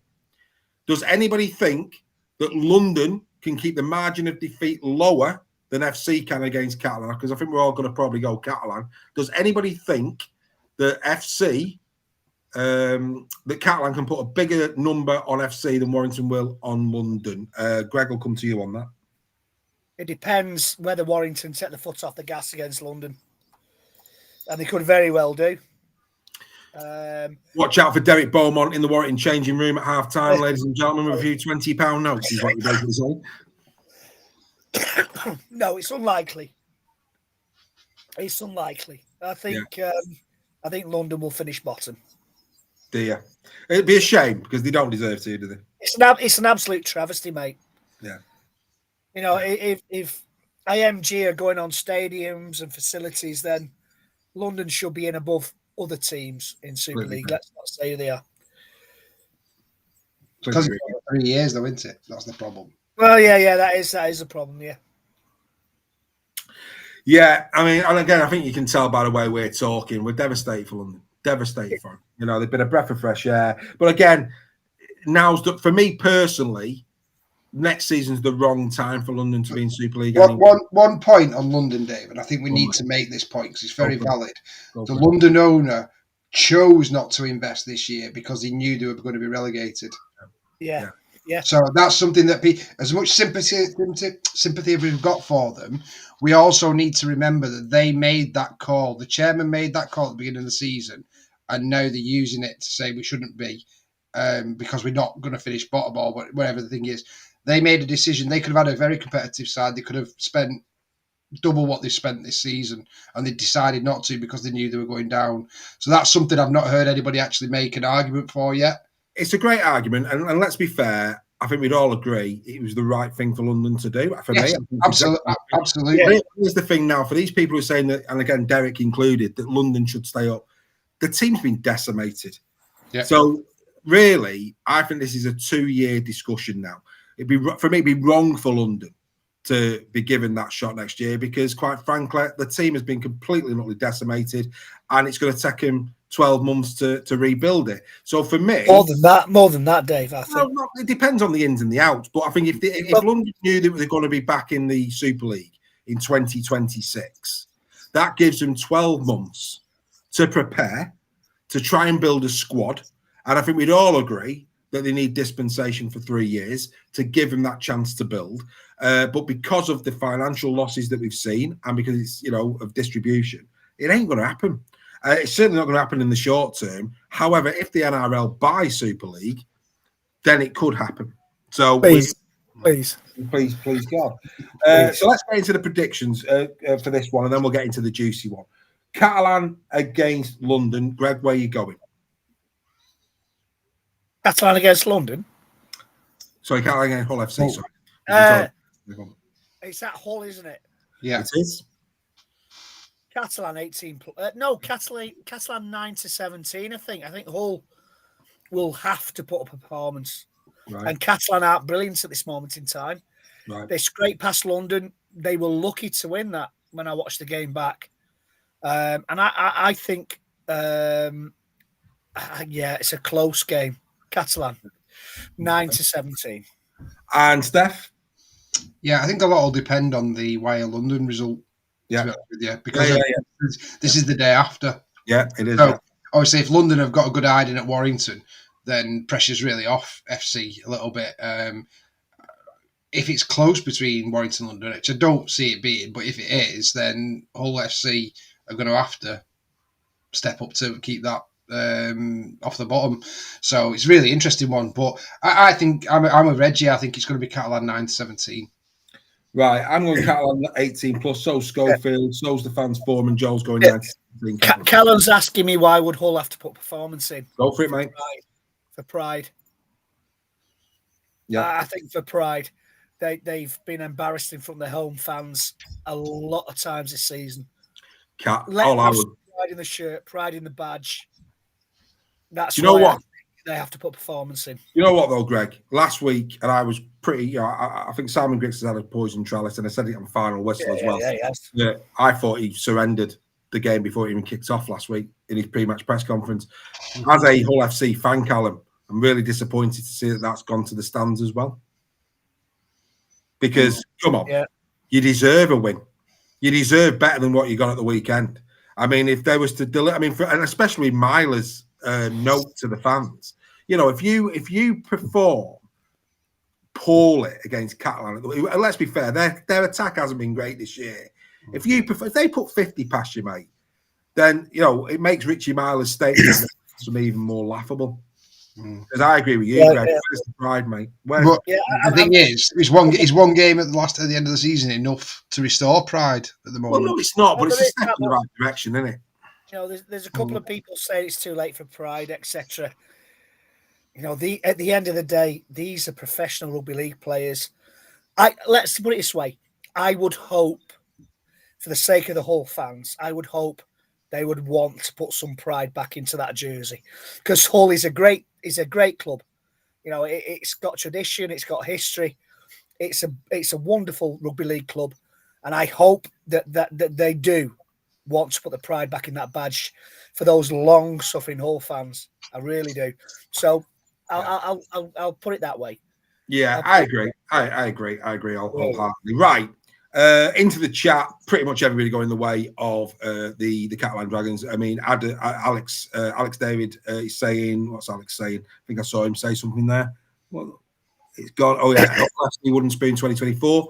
It could happen. I think it's unlikely, but yeah, it could happen. And if they did finish bottom, they'd have nobody but themselves to blame on that one. They really, really wouldn't. But everybody going the way of Catalans. I think nobody seriously, Craig Forth, 18 plus, Nick Burtonwood, 18 plus, Michael Ashton, 18 plus, Tom McKay, he's gone 9-17. So, nobody's going 1-8. Nobody's seen it that close. I think everybody's gone the way of the Catalan Dragons. Right, come on, folks, right? We know that this game of ours is the greatest sport on earth. And at the LSV on Friday night, let's hope that is proven beyond doubt.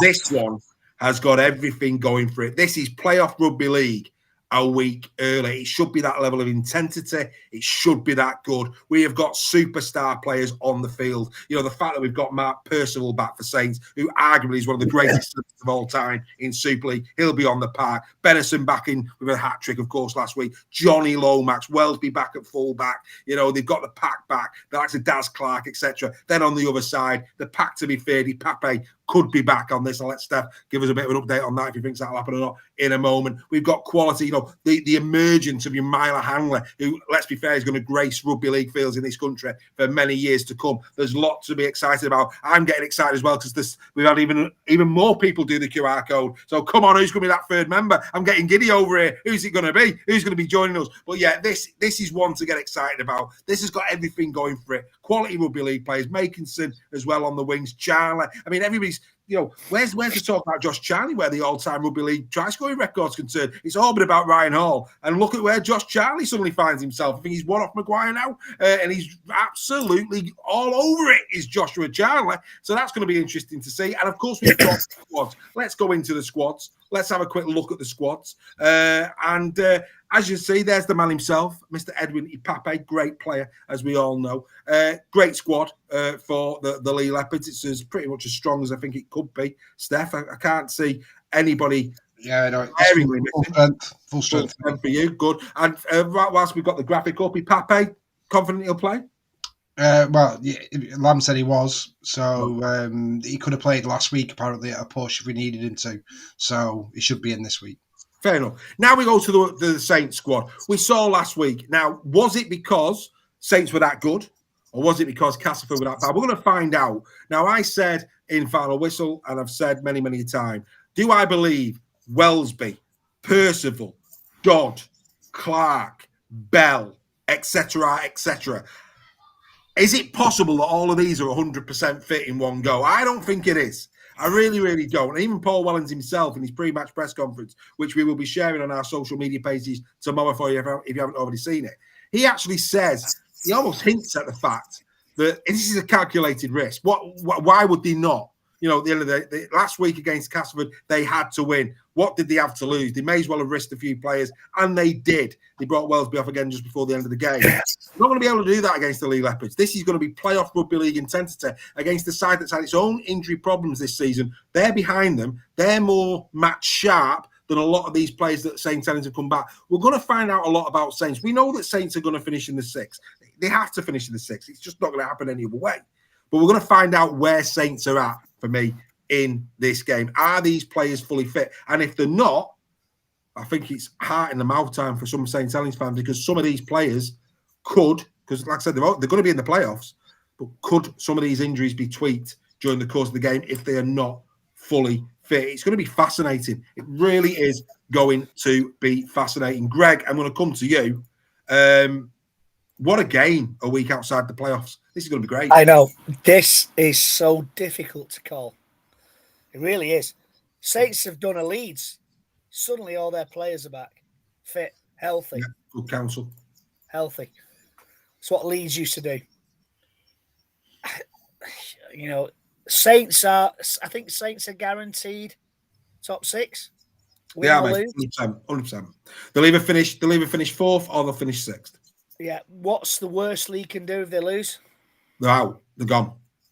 Leigh have to win it. Correct. Oh, this is so close. The playoffs have started, Reggie, for Leigh. Exactly. It's playoff rugby league. It is. This is exactly what it is, yeah. Spot on, Stan. This is where mentality comes into it. And going back to Leeds with that mentality, going back to Wigan with that mentality, Saints have that mentality. But, you're going to hate me, Steph. Oh, God. You're going to hate me. Don't do it to him. I think Leigh have played too well this season to miss out on a top 6 place. I think Saints have been lucky to be where they are because they've had injuries. Let's not argue about that. They've been hit by injuries. They've had lots of players out, and somehow they have stayed in that top 6. They were second for weeks without playing really, really well. Robert William Higson, please go for Saints, Reggie. I'm getting a reputation. Even though it probably means, I know we can't. I don't think we can play Saints, can we? Yes, we can. Yeah, you can. If Saints yeah, we're playing Saints. Yeah. You might change your mind now, Reggie. No. I know. I've got one of those feelings. If you bring the intensity you brought against Warrington,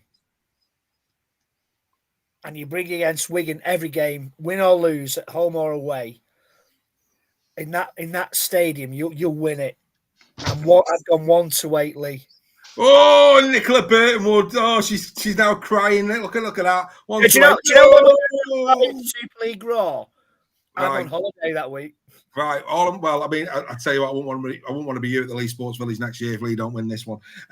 What I would say for anybody, unfortunately, you who are watching the podcast, you can't see it, but if you ever wanted to know what an ingrowing toenail, the pain of an ingrowing toenail looks like, that's what Steph's face was like throughout that entire section from Greg. He knew that pain was coming. It was coming all the way. Wow. And I think this is the one that could go down to Golden Point. Well, Rugby League would be the winner. Steph, obviously your side. Matt Moylan. I mean, we did a team of the week. Arguably for me, Matt Moylan. Probably, if we were saying who was the worst player of the week last week, Matt Moylan is certainly been in contention. We spoke on the final whistle about it was crazy that he and O'Brien were not switched. Do we expect Hardacre back at full back for this? Or O'Brien, is Moylan fit? Will he play? Should he play based on last week? Because this is, again, we talk about Saints, the gamble of are they all fit? Based on Moylan's performance last week, and he is carrying this knock, this is a big call for Adrian Lamb. Yeah, I mean, it's not even. I don't even think it's questionable whether Moylan was fit last week. Look, he's from fullback. We've all been saying how well he's been doing from fullback for Leigh, running it in. He passed the ball every time to Charlie last week. It's 100%. He's still carrying this rib injury. Now the question is, regardless, because we did a captain's run thing, and when we played Wigan away, if you remember, Moylan had a stinker then. And that was because Moylan put his 100% on fit to play, boss. Now, I just hope if he isn't fit, he doesn't do that again. Because, Hardacre, I mean, people forget Hardacre got the man of the match against Salford at Magic Weekend at fullback. Correct. Yeah. So,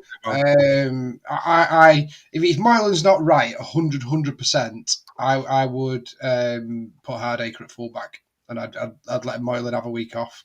This might surprise you, Steph. Current betting on Betfred: Leigh 11-10, Saints 4-5.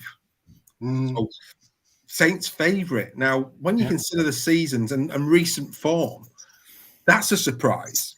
Yeah, it is. And to be honest with you, I've been back and forth with this one, as you can imagine, meaning so much as a Leigh fan. And like I said earlier, we're in the playoffs now. This is the playoffs starting for us. Correct. We win 3 games. We're at Old Trafford, so it's as simple as that for Leigh. You can't get any win and you're in.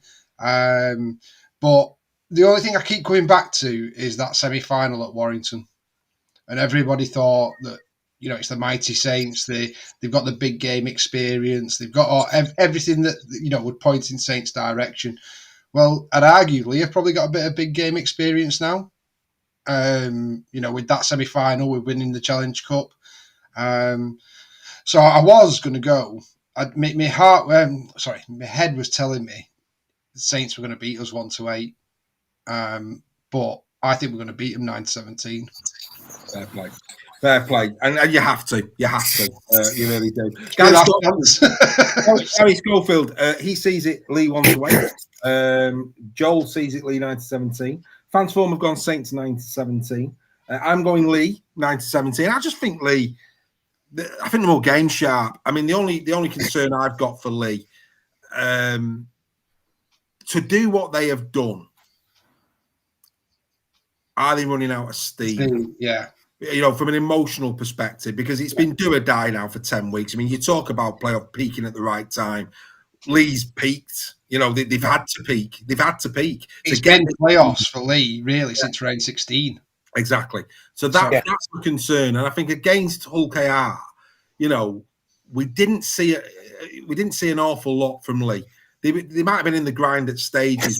Didn't look like scoring, which is very un-Leigh-like. I thought Asiata looked like he was playing on one leg, quite frankly. Like he was only treacle, didn't he? I'm a bit concerned. I'm just a bit concerned. But that said, form. If you take away that mindset of are they now getting fatigued because of what they've done? If you take that away and you just go, who is currently in better form over the last 5-10 weeks, and whose players should be more match sharp, I think it has to be Leigh. Yeah, and I think on an emotional level as well, that I think Leigh have the edge on that one, because obviously Saints don't have to win this game. No. We do, which is obviously going to come with its own pressure. But I think even more so is the players that we've had that are leaving, who have been on this journey from the Championship to Super League to winning the Challenge Cup final to where we are now. There's a lot of players that won't want this to be the last game. Exactly. No, they won't. And I know Derek's got something planned at full time to pay tribute to those. It's our last home game for those players. So yeah. Yeah, so exactly. So, and of course, it's the last home game, win, lose, or draw, because of course they can't catch Salford. We're already in fourth. Richard Fewless. Richard Fewless is Richie F. He's just sent me a little message. So, well done, Richie. It's Richie F. is actually Richie Fewless. He's our new member. So, well done. He's not Josh and Jake's dad, is he? No, not spelled that way. It's Fewla. Oh, right, okay. But yes, who are we going to get the third? Plenty of people are looking at it. Plenty of people are looking at, are we going to get the third during the show, or are they waiting until after the show? It might be that they can't because they're watching on the device they're going to join on. Who knows? It'd be lovely though to do a big shout out to people. So Leigh Leopards bar the fans forum is where everyone's going to go. It should be a belting game. It really, really should. I'm looking forward to that. We should all look forward to that. Rugby league, Yeah, I really, really wish that the Saints Leeds game wasn't the Saints League game wasn't the same time Warrington London. Yeah, I agree. I'd have gone to it. I'd have gone and watched it. Just a point on that. I think there's only 200 tickets left. Rightly so, and so there should be. It should be a sellout because it's going to be one hell of a game. Right, we've got a bit of time. Big shout out to Jeff Gray. Jeff Gray's a member here at Super League Raw, but I weren't aware of the fact that Jeff is at the moment our only member from the wonderful, wonderful Southern Hemisphere that is known as Australia. And he sent me a message this week. So, yeah, we're international. We've got Peter Mason, who's in Belarus. We've now got Jeff, who's we know is over there in Australia. We've also got Stephen Eachus, who resides in Ireland. So, we're well placed. We're not just we're not just over on in the Isle itself. It's expanding, boys. But he sent me a message. So let's have a little chat about this whilst we've got a bit of time, just for Jeff. The message was a question for the podcast.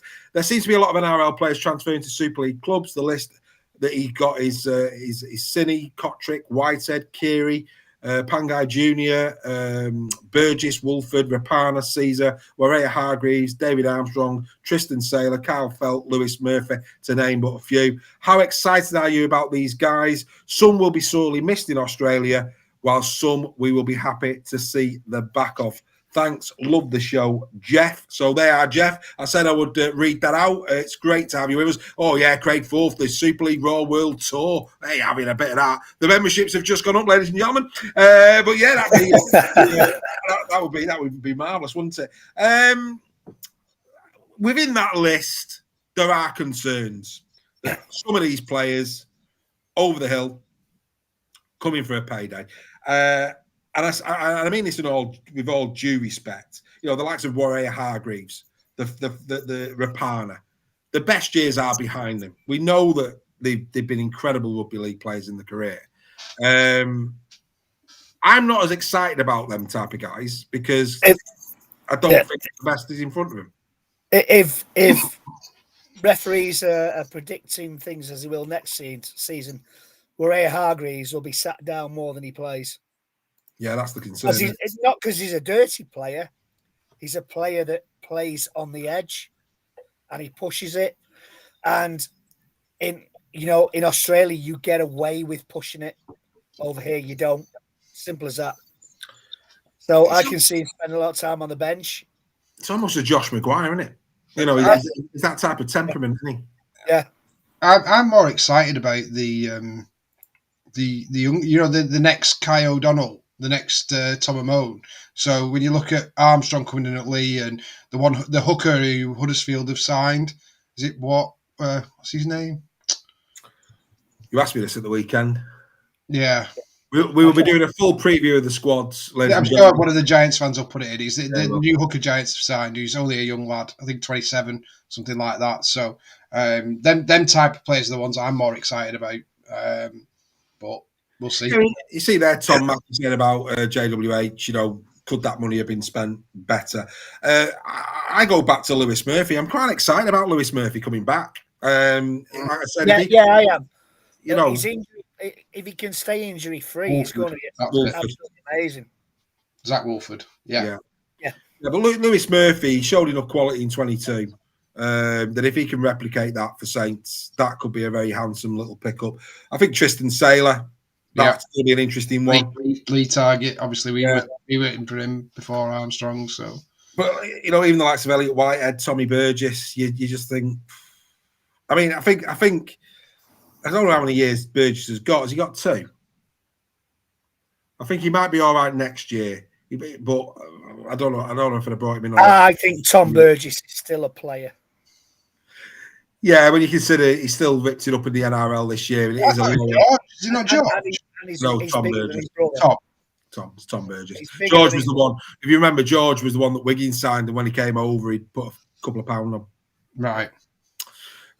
Which was a bit disappointing, quite frankly. Here's what we've got. Who'd have thought a Wigan fan is not worried about Tristan Saylor going to Saints? Who'd have thought that, Don? I'd be worried about Tristan Saylor. He's a good player. I'd be worried about him as well. Because David said about Rapana going to LFC. I don't know if you saw it, lads, but again, the pre-match press conference last week of Simon Griggs, there was an undertone in that press conference that he didn't get the Rapana sign. Just didn't get it. He seemed very unenthused about it. Put it very much on the toes of Cartwright coming in. Said that obviously they've got history, that he gave him his debut and this, that, the other. Odd signing. Could be wrong. He could rip Super League up, but I just don't see it. To be honest, I think the Tristan Saylor is it's one of those signings. The Field, the Bevan French, the Matt Duffy. It's one of those signings where they're not quite there for NFL for Aussie Rugby League, but they rip it up over here. And Armstrong's the same. It's going to be a revelation. Lam has said that Armstrong's the next Jai Field. So obviously it'd be absolutely awful now. But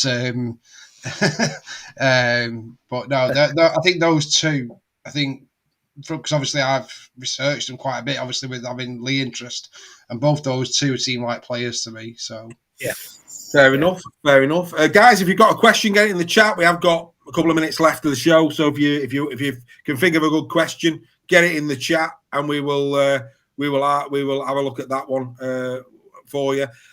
Next week, we will start looking at our dream team for the season. No analysis has been done, so I'll just ask you in advance of that.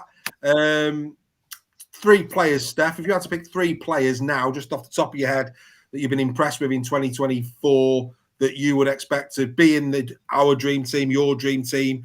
Obviously, not done the analysis yet, but you'd say, I'd expect them to be in it. If not in it, certainly in the conversation. Who would those 3 be? Who do you think they'd be? I would say a couple of obvious ones. I would go Mikey Lewis and I would go Junior Nsemba. And I'd go for a prop because no one else will pick a prop. So I'll go SASA. 3 good names. I think all 3 of them will be in contention, Greg. Wow, that's a good one. I go Duffy. Yeah. And Nsemba, because he has been a revelation this season, Junior Nsemba. Yeah. 3rd one, wow. God. There's been so many. I think Mikey Lewis. I think he's kicked on this year. He showed his potential last year. This year, he's kicked on. Yeah, I think shoe-ins, absolute shoe-ins. Liam Marshall, he'll definitely be on our wing. There's no doubt about it.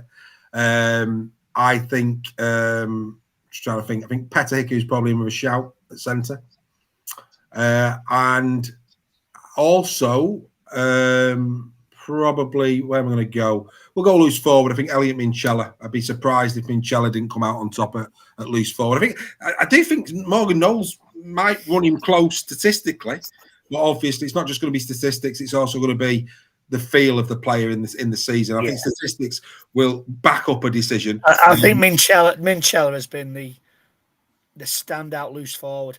Ben Curry's pushed him close, though. Mm-hmm. It's been a revelation since he's gone back. Adam Bowles talking about Wardle in the chat. Steffi and Rispin saying that Mr. Judson will be overjoyed with SASA. I think everybody would agree. I think SASA has been a revelation.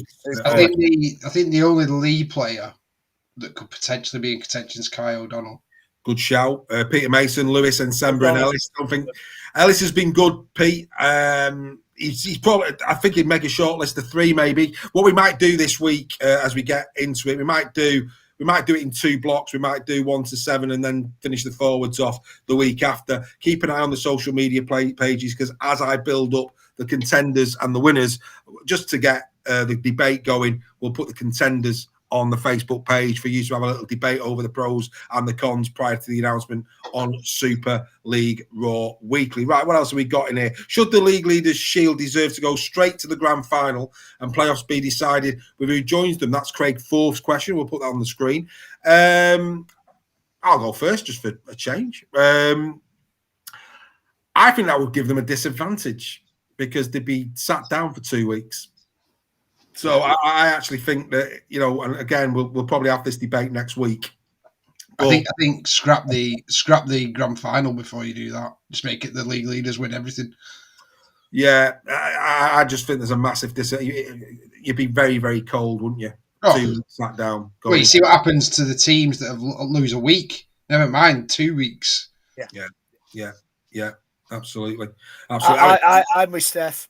I think for me, you've finished top of the league after X amount of weeks. You're champions. Big fan of the Premiership. Big fan of the Premiership coming back. Premiership was brilliant. That was my era growing up when I was a kid. Yeah. Premiership Old Trafford, brilliant. Yeah. But you know, for me, you win the league. You finish top of the league.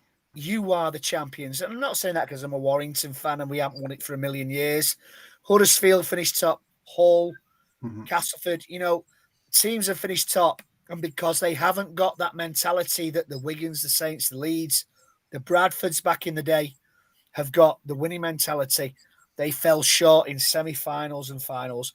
And it's really, you know, I always go back to the analogy of when Man United won the league for the first time in however many years with Alex Ferguson. They finished top of the league. Could you imagine somebody turning around to Alex Ferguson saying, you finished top, but now you're going to go in a playoff, and Spurs that finished 5th are going to win at Wembley against you, and they're going to be champions. Well, they do have something similar in football, don't they? Whereas you can finish in 6th or whatever it is and still get into the Premier League. Well, true, but not be champions. Not be champions, yeah. Granted, but it's similar kind. They have, even in football, they've crept that in over the years, haven't they? Yeah, with the Champions League. Yeah, United. Just to get that semi-final and the final at Wembley for the playoffs, and you know, they even in football they brought in that kind of that jeopardy. It's jeopardy, isn't it? Yeah, and that's what it is. It's not, for me. It's not being the best team. It's jeopardy. It's a quiz show. Yes. Yes. And it's not fair. You know. Regis, what was his name? Regis Philbin, Jeopardy in the States. Regis Philbin comes to mind. Hosted Jeopardy in the States. Bit of knowledge for you. Might win you £1 million, that one there. Alex Sharp has gone in on the chat. He's given us his full team. This will be interesting. Let's see. Don't know why it's gone up. Don't know why it went that way. That's interesting. That's a new one. How's that happening? That's nice. I've never seen that before. He's gone Dufty, Marshall, Wardle, Hiku. Don't know who he's on his other wing. We're missing a winger. Missing a winger. That's about right, Alex. That's Alex all over. He's suspended. He's Tommy Makinson. He's still sat down. Lewis and French. Yeah. SSA Walker, Thompson, O'Donnell Jr. and Semba and Minchella. Thompson, really?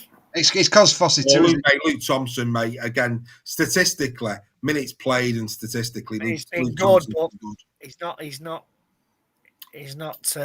dream team Thompson for me. They've been better props this season. Yeah. No, Kev will agree. He thinks it'd be a disadvantage for a team to go into. Well, look, there you go. I asked for a question. We got a question. We had a little debate over it for 5 minutes. That killed a bit of time. Outstanding. Any more questions, guys?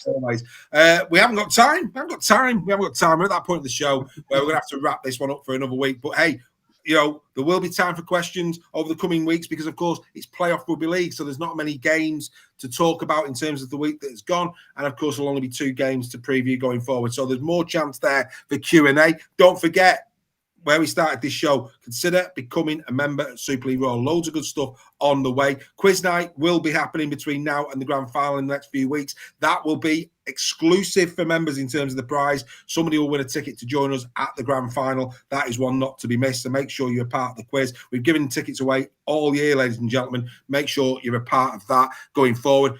like we said, we've got Christmas dues organised. It's been a great community this year. It's going to get even better. And who knows, it might be Super League Raw live in January next year. More to follow on that as I get it. But yeah, as always, it's been an absolute pleasure to be in the company of my two mates. First of all, Mr. Sale, good evening to you and thank you for your time.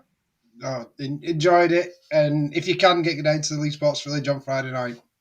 Absolutely. And Mr. Nixon, I will be seeing you on Friday, sir. I'm sure you will, sir. Can I just say, may the ones that get in the top 6 deserve to be in the top 6.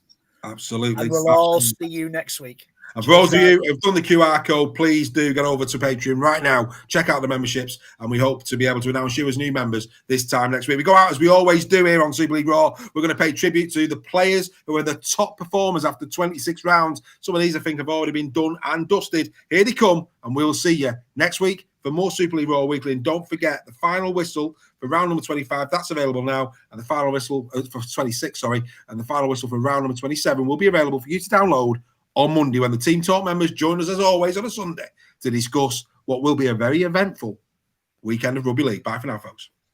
There you go. Here are your top performers after 26 rounds of the Betfred Super League. Still leading the try-scoring charts and now perhaps uncatchable is Liam Marshall of the Wigan Warriors with 25. The top try assister remains Lachlan Lamb of the Leigh Leopards with 24. Whilst the most meters made is still Matt Duffy of the Warrington Wolves with 4,036. The top tackle buster is Lockie Miller of the Leeds Rhinos, 206 and counting. Whilst the most clean breaks have come from Liam Marshall with 35. The most offloads is now joint once again Akeem Maludi and Herman S.A. with 56 apiece. The most hard meters run in Super League this year is once again Rhys Martin of the Leeds Rhinos. He's done 2,752. Whilst the most tackles have come from Cameron Smith of the Leeds Rhinos, 943. And the goal kicker supreme for 2024 will be Mark Steed. He's on 97, would you believe? These are your top performers after 26 rounds.